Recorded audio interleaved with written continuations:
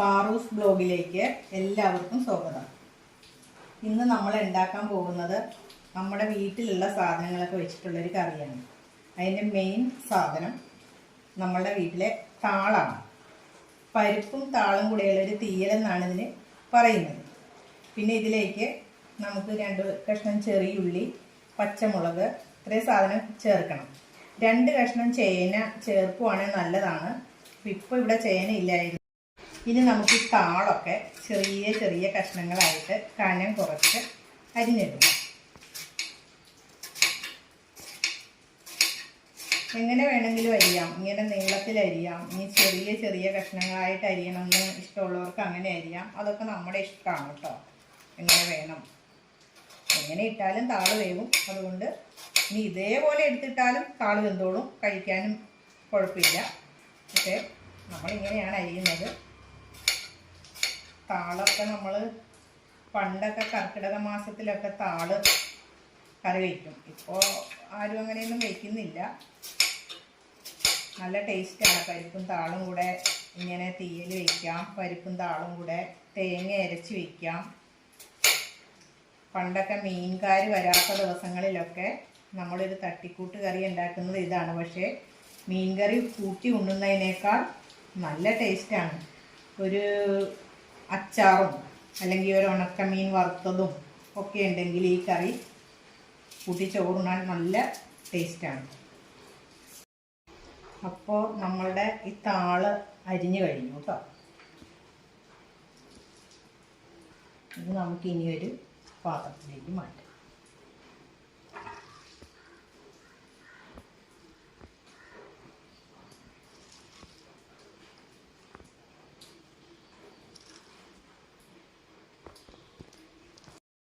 ഇനി നമുക്ക് ഈ ചെറിയുള്ളി ചെറിയ കഷ്ണങ്ങളാക്കി അരിഞ്ഞെടുക്കാം. ചെറിയുള്ളി തന്നെ വേണമെന്ന് നിർബന്ധമൊന്നുമില്ല കേട്ടോ. സവോള ഉള്ളി ആയാലും കുഴപ്പമില്ല. പിന്നെ നമ്മൾ ഈ ചെറിയുള്ളിക്ക് ടേസ്റ്റ് കൂടുതലാണ്. അതുകൊണ്ടാണ് നമ്മൾ ചെറിയുള്ളി ഉണ്ടാക്കുന്നത്. പിന്നെ ഞങ്ങളിങ്ങനെ ഒരു ചാനൽ തുടങ്ങാനുള്ളൊരു കാരണമുണ്ട്. അതെന്താണെന്ന് വെച്ചാൽ, ഞാൻ എൻ്റെ മോളെ പാചകം പഠിപ്പിക്കുന്ന ഒരു കാര്യമാണ്. നമ്മൾ ഒരു ചാനലിന് വേണ്ടിയിട്ട് പ്രത്യേകം ഒരു ഡിഷും ഉണ്ടാക്കുന്നില്ല. നമ്മളുടെ വീട്ടിലുണ്ടാക്കുന്ന ഉച്ചവിഭവങ്ങൾ അല്ലെങ്കിൽ വൈകിട്ടത് ചായയുടെ അങ്ങനെയുള്ളത് ഓരോ ഇത് നമ്മൾ ഉണ്ടാക്കുമല്ലോ. അപ്പോൾ അതൊക്കെ ഒന്ന് കാണിക്കുക എന്നുള്ളതാണ് ലക്ഷ്യം. മോൾക്ക് ഞാൻ ഉണ്ടാക്കുന്ന കറികളും കാര്യമൊന്നും മോൾക്ക് അറിയത്തില്ല. അപ്പം ഞാൻ എന്നും ഓരോ കറികൾ ഉണ്ടാക്കാൻ നേരത്ത് മോളെ വിളിക്കും. അപ്പോൾ മോള് വരും. എന്നിട്ട് മോളുടെ ചാനലാണ്, മോളാണത് ഇത് തുടങ്ങിയിരിക്കുന്നത്. അപ്പോൾ ഞാൻ മോളെ എനിക്കറിയാവുന്ന നാടൻ കറികളൊക്കെ മോൾക്ക് പറഞ്ഞു കൊടുത്തിട്ട് മോള് പഠിക്കുന്ന ഭാഗമാണ് നിങ്ങൾ കാണുന്ന ഈ കറികളൊക്കെ. അതുകൊണ്ട് വലിയ വലിയ ഡിഷൊന്നും നമ്മൾ ചെയ്യുന്നില്ല. നമ്മളുടെ വീട്ടിലെ അന്നത്തെ കാര്യങ്ങൾ നിങ്ങളിലേക്കും കൂടെ ഒന്ന് എത്തിക്കുന്നു, അത്രയേ ഉള്ളൂ കേട്ടോ. മോളെ ഒന്ന് പാചകം പഠിപ്പിച്ചെടുക്കുക. നമ്മൾ പ്രായമായി, അപ്പോൾ കുട്ടികളെല്ലാം അറിഞ്ഞിരിക്കണമല്ലോ. എന്ത് കാര്യത്തിനും ആരും അവരെ മാറ്റി നിർത്തരുതല്ലോ.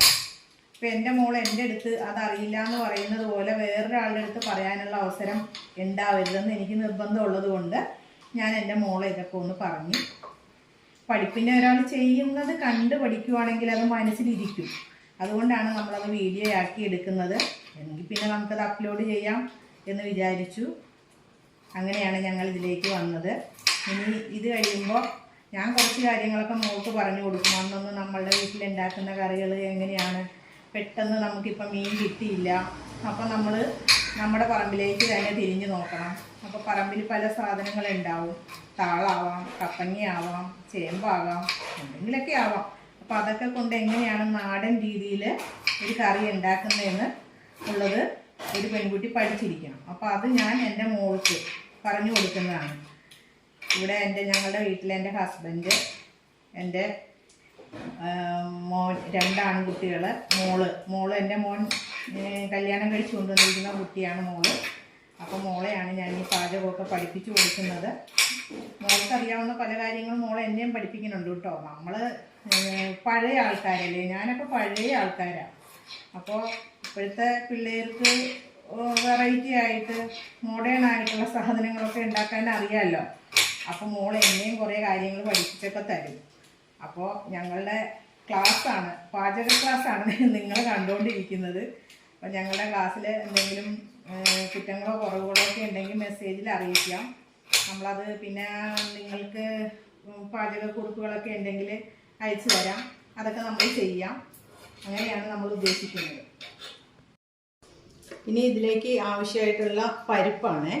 പരിപ്പ് ഇതേപോലുള്ള പരിപ്പാണ് കേട്ടോ വാങ്ങേണ്ടത്. കടയിൽ നിന്ന് വാങ്ങുമ്പോൾ ഇതേപോലെ നല്ല ചെറിയ ഇച്ചിരി തെളിച്ചുള്ള പരിപ്പ് നോക്കി വാങ്ങണം.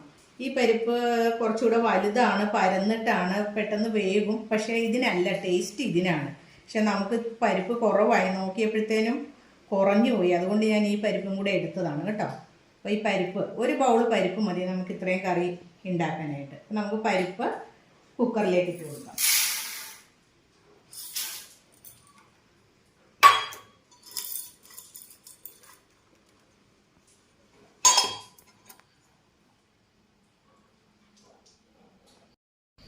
ഇനി നമുക്ക് ഈ പരിപ്പ് നന്നായിട്ടൊന്ന് കഴുകിയിടാം.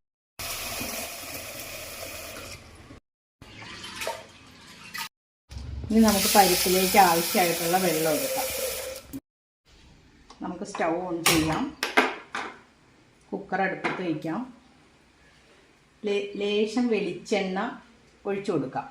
അത് തിളച്ച് തൂവാതിരിക്കാനാണ്, കുറച്ചൊഴിച്ചാൽ മതി, ഒരു പേരിന് മാത്രം. നമുക്ക് കുക്കർ അടയ്ക്കാം. ഇനി നമുക്കൊരു വിസിൽ വന്നു കഴിയുമ്പോൾ നമ്മളിത് ഓഫാക്കി ഇടണം. അപ്പോൾ ആ എയറിൽ കിടന്നിട്ട് ആ പരിപ്പ് കുറച്ച് വേകും. അതിനുശേഷം നമുക്ക് ബാക്കി കഷ്ണങ്ങൾ ചേർത്ത് വേവിക്കാം.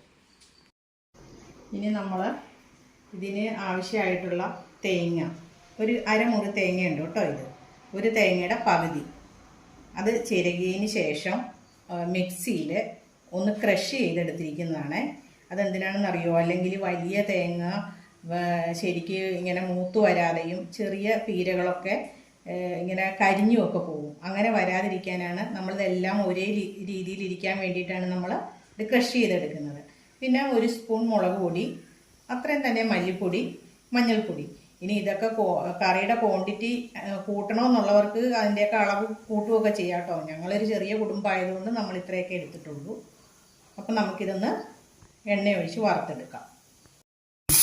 നമ്മുടെ കുക്കർ ഒരു വിസിലടിച്ചിട്ടുണ്ട്, നമുക്കത് ഓഫാക്കാം. നമുക്ക് നമ്മുടെ പാനിലോട്ട് എണ്ണ ഒഴിച്ചു കൊടുക്കാം. കുറച്ച് എണ്ണ ഒഴിച്ചാൽ മതി കേട്ടോ.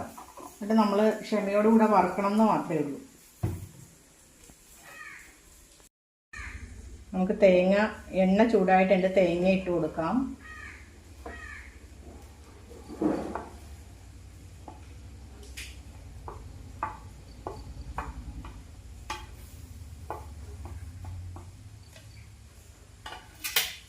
ഇരിക്കട്ടെ. തേങ്ങ ആദ്യം നമുക്ക് ലേശം ഫ്ലെയിം കൂട്ടി ഇടാം, ഹൈ ഫ്ലെയിമിലിടാം. എന്നിട്ട് കുറച്ച് കഴിഞ്ഞിട്ട് കുറയ്ക്കണം, അല്ലെങ്കിൽ കരിഞ്ഞു പോകും.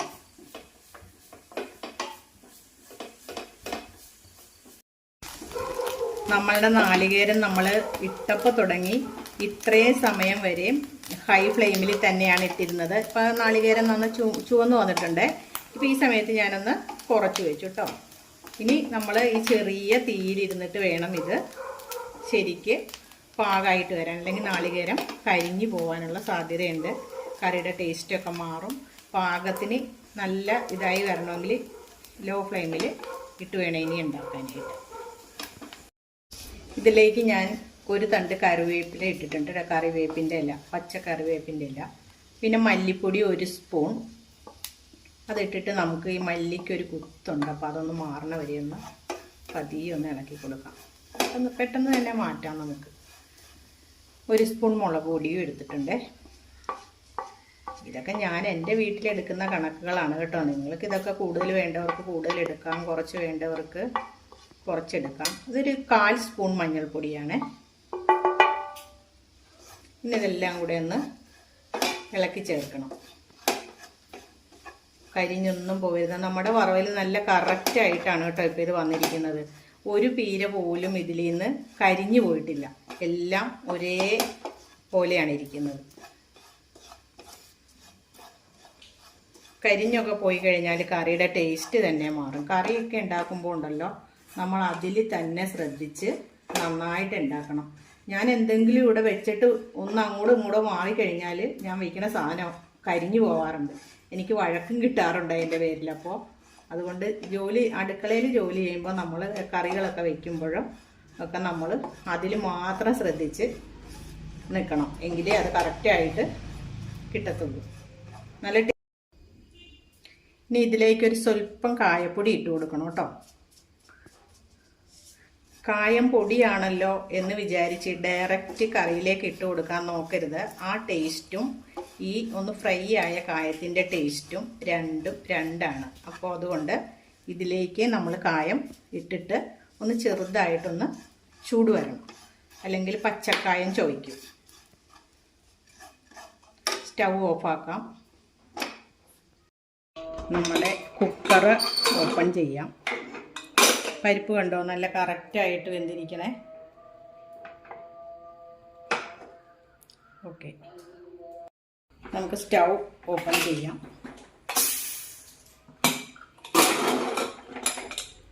നമ്മളുടെ പരിപ്പ് നല്ല കറക്റ്റായിട്ട് വെന്തിട്ടുണ്ട് കേട്ടോ. ഇനി നമുക്ക് ഈ പരിപ്പ് ഈ ഒരു ബൗളിലോട്ട് മാറ്റി കൊടുക്കാം, അല്ലെങ്കിൽ ഈ പരിപ്പ് വെന്ത് കുഴഞ്ഞു പോകും ഇനി അടുത്ത ഇടുമ്പോൾ. ഓക്കെ, ഇനി പരിപ്പ് വെന്ത ആ കുക്കറിലേക്ക് തന്നെ നമുക്ക് ഈ ചേമ്പ് ഇട്ട് കൊടുക്കാം. ഈ ചേമ്പോ അല്ലെങ്കിൽ ചേനയോ ഒക്കെ ഇട്ടാൽ നല്ല ടേസ്റ്റ് ഉണ്ടാവും. പക്ഷേ ഈ ചേമ്പും ചേനയും ഇടണമെന്ന് നിർബന്ധമില്ല. ഇതിവിടെ ഉണ്ടായത് കൊണ്ട് മാത്രം ഞാൻ ഇട്ടെന്നേ ഉള്ളൂ കേട്ടോ. ഇത് കളയണ്ടല്ലോ എന്ന് വിചാരിച്ച് ഞാൻ ഇട്ടതാണ്. അപ്പോൾ അത് വേണമെങ്കിൽ മാത്രം, അത് ഇടേണ്ട ഒരാവശ്യമുള്ള കാര്യമല്ല. ഉള്ളി, ചെറിയ ഉള്ളി ഉണ്ടല്ലോ അതില്ലാത്തവർ സവോള ഉള്ളി. പിന്നെ നമ്മുടെ താള് ഇതേപോലെ അരിഞ്ഞെടുക്കണം. അപ്പോൾ നമുക്ക് കിട്ടും, കറിയിൽ ഇത് കിട്ടും ഇങ്ങനെ തന്നെ.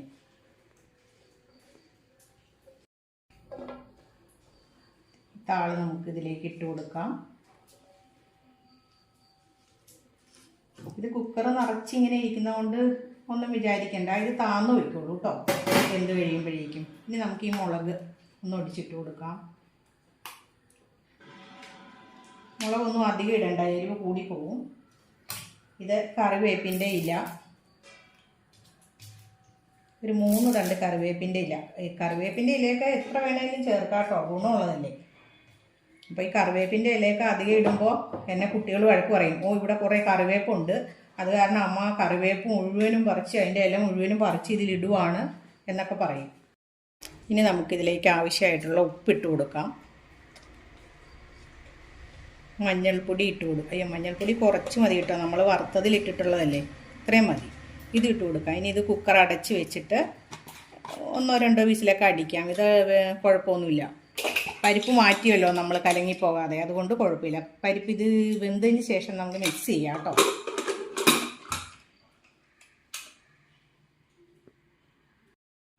വീണ്ടും നമുക്ക് സ്റ്റൗ കത്തിക്കാം, കുക്കർ അടുപ്പത്താക്കാം. ഇനി നമുക്ക് ഇതൊരു 3 വിസിൽ വന്നോട്ടെ കേട്ടോ. ഇത് താളാണല്ലോ, അതിന് വേവ് കുറവാണല്ലോ, അങ്ങനെയൊന്നും വിചാരിക്കേണ്ട. ഒരു 3 വിസിൽ വന്നാലേ അത് നന്നായിട്ട് വേവുള്ളൂ. അല്ലെങ്കിൽ ആ താള് കാണാനൊന്നും ഒരു ഭംഗി ഉണ്ടാവില്ല. ഇങ്ങനെ വെറുതെ ഇങ്ങനെ വിട്ട് കിടക്കണ പോലെയൊക്കെ ഇരിക്കും. ഒരു മയം വരണം താളിന്. അതുകൊണ്ടാണ് ഒരു 3 വിസിൽ വരെയെങ്കിലും നമ്മൾ അടുപ്പിച്ചിട്ട് ഓഫാക്കി അതിൻ്റെ എയർ പോയതിന് ശേഷം നമുക്ക് തുറന്നു നോക്കാം. നമുക്ക് കുക്കർ തുറക്കാം.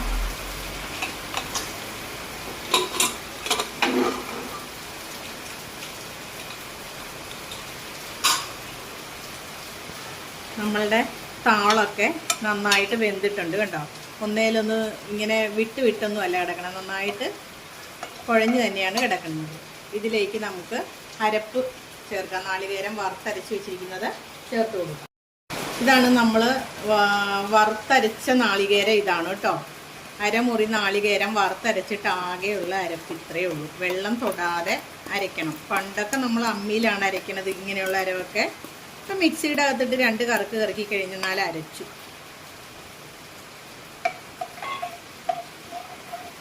ഇനി നമുക്ക് ഈ മിക്സിയുടെ ജാറൊക്കെ ഒന്ന് കഴുകി എടുത്തിട്ടുള്ള ആ വെള്ളവും കൂടി ഒഴിച്ചു കൊടുക്കാം.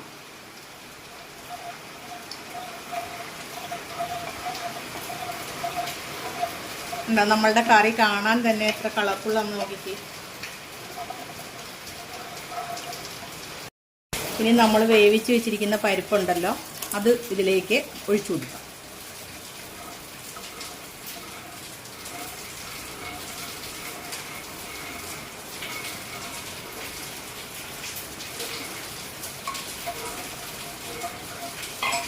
കുറച്ച് കോൽപ്പുളി പിഴിഞ്ഞത്,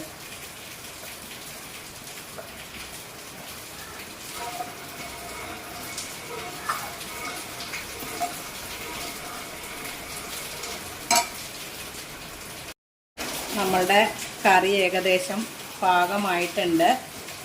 പുറത്ത് നല്ല മഴയുണ്ട് കേട്ടോ,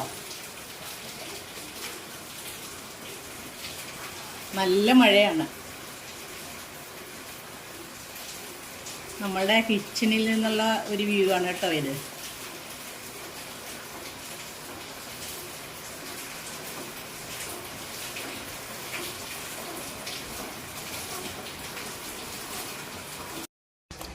നമ്മൾ സ്റ്റൗ കത്തിച്ചിട്ട് വീണ്ടും ഒരു ചെറിയ പാത്രം അടുപ്പത്ത് വെച്ചിട്ട് വെളിച്ചെണ്ണ ഒഴിച്ചു കൊടുത്തിട്ടുണ്ട്.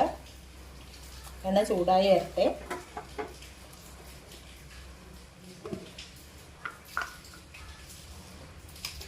നന്നായി ചൂടായിട്ട് കേട്ടോ. എണ്ണ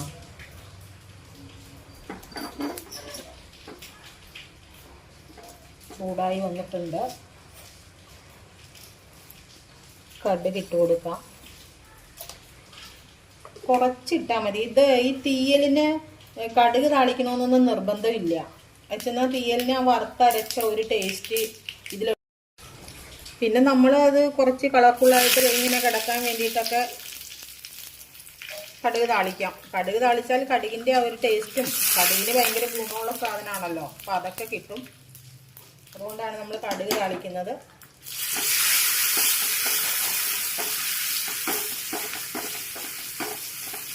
പിന്നെ നമ്മുടെ താള് അത്ര നിസ്സാരക്കാരനൊന്നും അല്ല കേട്ടോ, അയണിൻ്റെ കലവറയാണ്. നമ്മൾ അയൺ ടാബ്ലറ്റൊക്കെ വാങ്ങിച്ച് കഴിക്കുന്നതിനേക്കാളും നല്ലത് ഇടയ്ക്കിടയ്ക്ക് താളൊക്കെ ഒന്ന് കറി വെച്ച് കഴിക്കാം, തോരൻ ഉണ്ടാക്കാം. അപ്പം എങ്ങനെയുണ്ട് നമ്മുടെ കറി? ഉണ്ടോ? നല്ല കൊഴുപ്പുള്ള കറിയാണ്.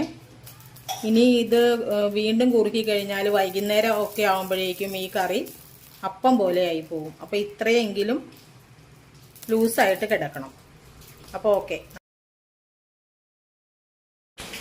നമ്മളുടെ തീയൽ റെഡി ആയിട്ടുണ്ട് കേട്ടോ. നമുക്ക് ചോറുണ്ണാം. അപ്പോൾ അതിന് നമുക്ക് ലേശം പാവയ്ക്കാച്ചാറ്,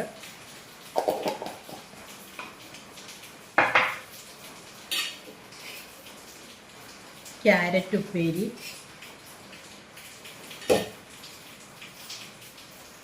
ചിക്കൻ പെരട്ട്,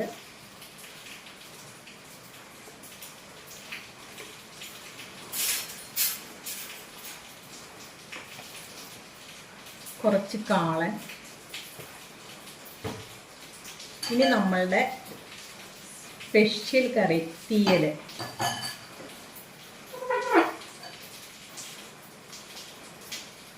നമ്മൾ ഒരു സൈസ് കറി മാത്രമേ കാണിക്കുന്നുള്ളൂ കേട്ടോ ഒരു ദിവസം. നമ്മുടെ തീയൽ എങ്ങനെയുണ്ട്? നല്ല ഭംഗിയില്ലേ? നല്ല ടേസ്റ്റുമാണ് കേട്ടോ കഴിക്കാൻ.